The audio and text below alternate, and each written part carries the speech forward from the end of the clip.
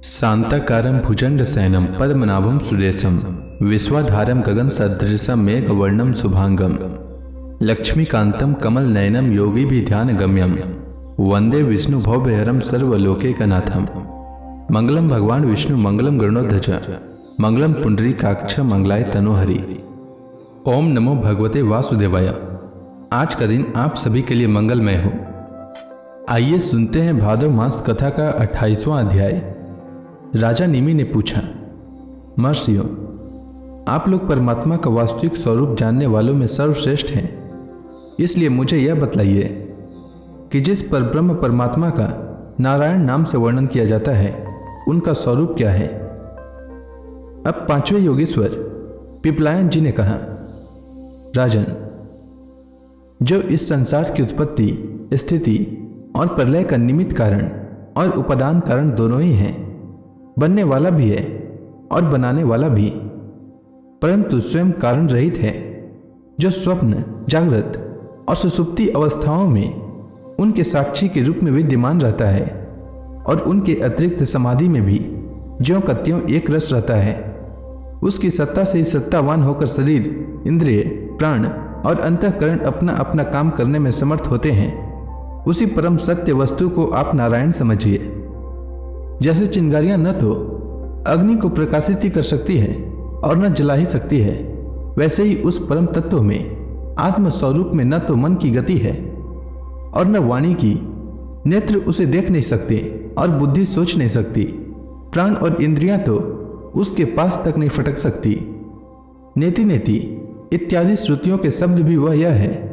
इस रूप में उसका वर्णन नहीं करते, बल्कि उसको बोध कराने वाले जितने भी साधन हैं उनका निषेध करके तात्पर्य रूप से अपना मूल निषेध का मूल लक्षित करा देते हैं। क्योंकि यदि निषेध के आधार की आत्मा की सत्ता न हो तो निषेध कौन कर रहा है, निषेध की वृत्ति किसमें है।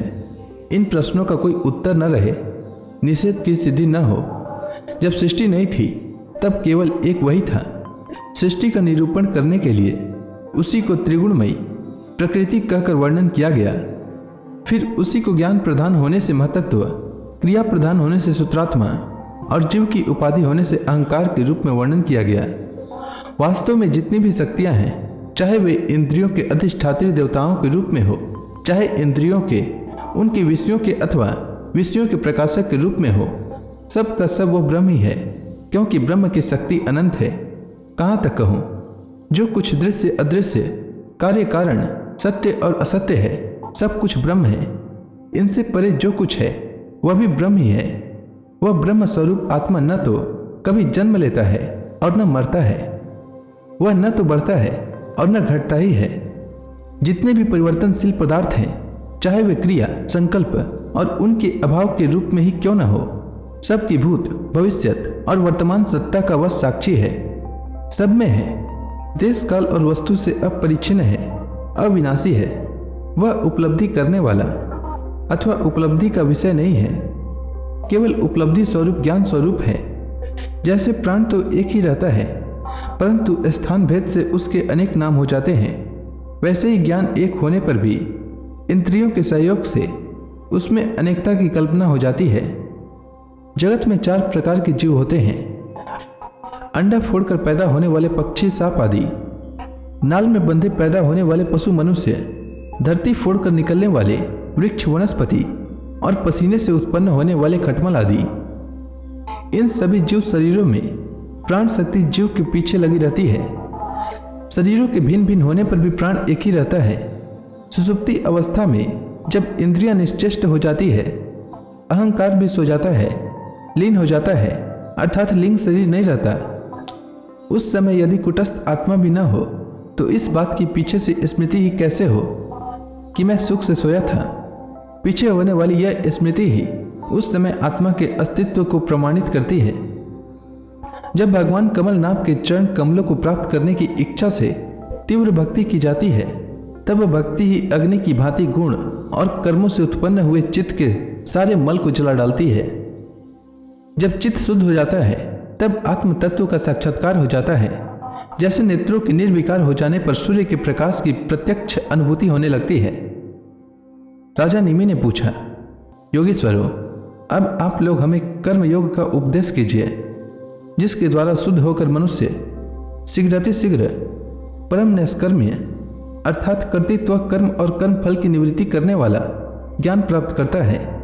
एक बार यही प्रश्न मैंने अपने पिता महाराज इक्ष्वाकु के सामने ब्रह्मा जी के मानस पुत्र सनकादि ऋषियों से पूछा था, परंतु उन्होंने सर्वज्ञ होने पर भी मेरे प्रश्न का उत्तर न दिया। इसका क्या कारण था? कृपा करके मुझे बतलाइए। अब छठे योगेश्वर अविर्होत्र जी ने कहा, राजन, कर्म, अकर्म और विकर्म ये तीनों एकमात्र वेद के द्वारा जाने जाते हैं। इनकी व्यवस्था लौकिक रीति से नहीं होती। वेद ईश्वर रूप है, इसलिए उनके तात्पर्य का निश्चय करना बहुत कठिन है। इसी से बड़े बड़े विद्वान भी उनके अभिप्राय का निर्णय करने में भूल कर बैठते हैं। इसी से तुम्हारे बचपन की ओर देखकर तुम्हें अनधिकार समझकर सनकादि ऋषियों ने तुम्हारे प्रश्न का उत्तर नहीं दिया। यह वेद परोक्षवादात्मक है। यह कर्मों की निवृत्ति के लिए कर्म का विधान करता है। जैसे बालक को मिठाई आदि का लालच देकर औषध खिलाते हैं, वैसे ही यह अनभिज्ञों को स्वर्ग आदि का प्रलोभन देकर श्रेष्ठ कर्म में प्रवृत्त करता है। जिसका अज्ञान निवृत्त नहीं हुआ है, जिसकी इंद्रियां वश में नहीं है, वह यदि मनमाने ढंग से वेदोक्त कर्मों का परित्याग कर देता है तो वह वेद कर्मों का आचरण न करने के कारण विकर्म रूप अधर्म ही करता है। इसलिए वह मृत्यु के बाद फिर मृत्यु को प्राप्त होता है। इसलिए फल की अभिलाषा छोड़कर और विश्वात्मा भगवान को समर्पित कर जो वेदोक्त कर्म का ही अनुष्ठान करता है, उसे कर्मों की निवृत्ति से प्राप्त होने वाली ज्ञान रूप सिद्धि मिल जाती है। जो वेदों में स्वर्गादि रूप फल का वर्णन है, उसका तात्पर्य फल की सत्यता में नहीं है। वह तो कर्मों में रुचि उत्पन्न कराने के लिए है। राजन, जो पुरुष चाहता है कि शीघ्र से शीघ्र मेरे ब्रह्म स्वरूप आत्मा की हृदय ग्रंथि मैं और मेरे पन की कल्पित गांठ खुल जाए, उसे चाहिए कि वह वैदिक और तांत्रिक दोनों ही पद्धतियों से भगवान की आराधना करे। पहले सेवा आदि के द्वारा गुरुदेव की दीक्षा प्राप्त करे, फिर उनके द्वारा अनुष्ठान की विधि सीखे। अपने को भगवान की जो मूर्ति प्रिय लगे, अभिष्ट जान पड़े, उसके द्वारा पुरुषोत्तम भगवान की पूजा करे। पहले स्नान आदि से शरीर और संतोष आदि से अंतःकरण को शुद्ध करे। इसके बाद भगवान की मूर्ति के सामने बैठकर प्राणायाम आदि के द्वारा बुद्ध शुद्धि, नाड़ी शोधन करे। तत्पश्चात विधि पूर्वक मंत्र, देवता आदि के न्यास से अंग रक्षा करके भगवान की पूजा करे। पहले पुष्प आदि पदार्थों का जंतु आदि निकालकर पृथ्वी को सम्मार्जन आदि से अपने को अव्यग्र होकर और भगवान की मूर्ति को पहले ही की पूजा के लगे हुए पदार्थों के क्षालन आदि से पूजा के योग्य बनाकर फिर आसन पर मंत्रोच्चारण पूर्वक जल छिड़क कर पाद्य, अर्घ्य आदि पात्रों को स्थापित करे। तदंतर एकाग्र चित्त होकर हृदय में भगवान का ध्यान करके फिर उसे सामने की श्री मूर्ति में चिंतन करे। तदंतर हृदय, सिर, शिखा इत्यादि मंत्रों से न्यास करे और अपने इष्ट देव के मूल मंत्र के द्वारा देश काल आदि के अनुकूल प्राप्त पूजा सामग्री से प्रतिमा आदि में अथवा हृदय में भगवान की पूजा करे। अपने अपने उपास्य देव के विग्रह की हृदयादि अंग, आयुधादि उपांग और पार्षदों सहित उसके मूल मंत्र द्वारा पाद्य, अर्घ्य, आचमन, मधुपर्क, स्नान, वस्त्र, आभूषण, गंध, पुष्प, दधि, अक्षत के तिलक, माला, धूप, दीप और नैवेद्य आदि से विधिवत पूजा करे तथा फिर स्तोत्रों द्वारा स्तुति करके सब परिवार भगवान श्रीहरि को नमस्कार करे। अपने आप को भगवान में ध्यान करते हुए ही भगवान की मूर्ति का पूजन करना चाहिए। निर्माल्य को अपने सिर पर रखें और आदर के साथ भगवत विग्रह को यथा स्थान स्थापित कर पूजा समाप्त करनी चाहिए। इस प्रकार जो पुरुष अग्नि, सूर्य, जल, अतिथि और अपने हृदय में आत्मरूप श्रीहरि की पूजा करता है, वह शीघ्र ही मुक्त हो जाता है। तो इसी के साथ आज का यह अध्याय समाप्त हुआ। इसके आगे राजा निमि ने क्या पूछा यह मैं कल के अध्याय में सुनाऊंगा। तब तक के लिए भगवान हरि का नाम लेते रहें। तो प्रेम से बोलिए भगवान विष्णु की जय, श्री कृष्ण भगवान की जय, समस्त देवी देवताओं की जय।